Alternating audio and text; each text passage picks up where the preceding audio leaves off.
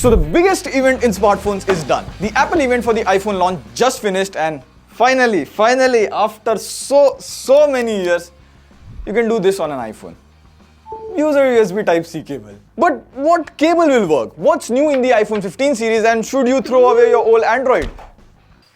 Did it fall? Should you upgrade to the iPhone 15 series? There's so much confusion. Well, this is Prateek. You're already watching TechWiser.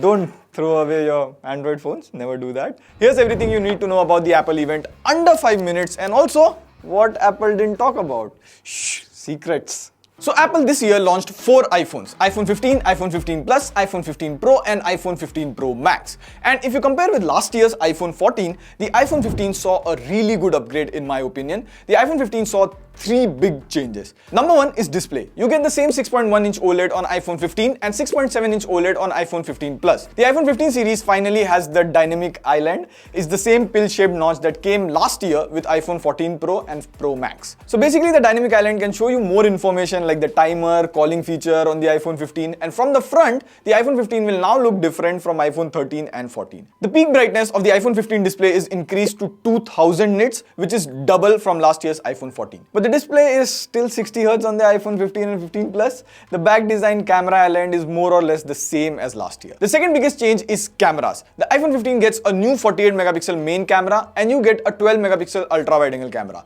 You can now do 4K cinematic video on the iPhone 15. The selfie camera is also slightly upgraded. You get autofocus and portrait lighting on the iPhone 15 selfie camera. Another upgrade to iPhone 15 is Type-C port. So finally, you will be able to charge your iPhone via Type-C and you can no longer ask people, Bhaiya, iPhone wala cable chahiye. And Apple quickly skipped through this Type-C part and didn't even talk about it. The USB-C port on iPhone 15 is USB 2.0, which has the same speeds as last year's Lightning port. On other fronts, you get Apple A16 Bionic processor from last year's iPhone 14 Pro series. But here's the interesting trend. Now Apple is keeping a huge difference between the Pro and normal series. Like this year's iPhone 15 gets last year's iPhone 14 Pro features. But how different it is from the Pro series? We'll see all of that once we get the devices. Subscribe to TechWiser so you don't miss out on those videos. Do it! Now the latest and greatest upgrades are on iPhone 15 Pro and iPhone 15 Pro Max. The iPhone 15 Pro has a 6.1-inch display. iPhone 15 Pro Max goes with the same 6.7-inch display. The colors on this year's iPhone Pro series are totally different. You get natural titanium, blue titanium, white titanium, black titanium.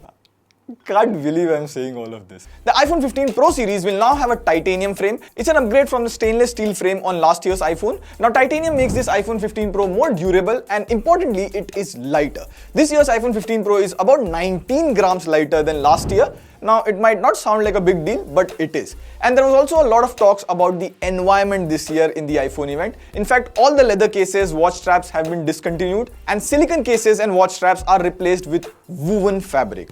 The stress was more this year on the environment and recycling of products. Another major upgrade in the iPhone 15 Pro is the new A17 Pro processor.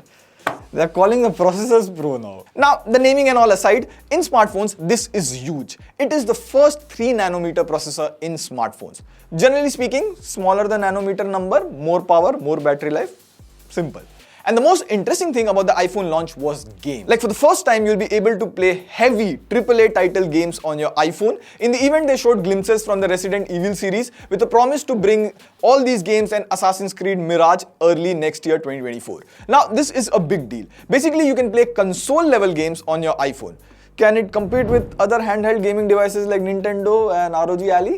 We'll have to wait and see that, how this goes on. Besides this, you also get some extra Pro features on the iPhone 15 Pro. There's a new 48 megapixel main camera, 12 megapixel ultra wide angle camera, 12 megapixel 3x telephoto camera, and the iPhone 15 Pro Max has swapped the 3x telephoto camera for a 5x telephoto camera. So a new camera for Pro Max people. And one feature that I really loved on the Pro series is you get the option to take spatial or 3D video. Now this could be a very good feature once the Apple Vision Pro comes out, so you could shoot 3D videos and watch them on the Apple VR glasses. You also get a new new action button on the Pro models. They have removed the simple ringer volume. You can now long press this action button to switch between general and silent mode, but now you can also customize the action button to turn on flash or just open the camera app, basically anything. You also get USB Type-C, but on the Pro model, it's USB 3.0. So when you use a cable to copy files from your iPhone, the transfer speeds will be faster than the normal iPhone 15 series.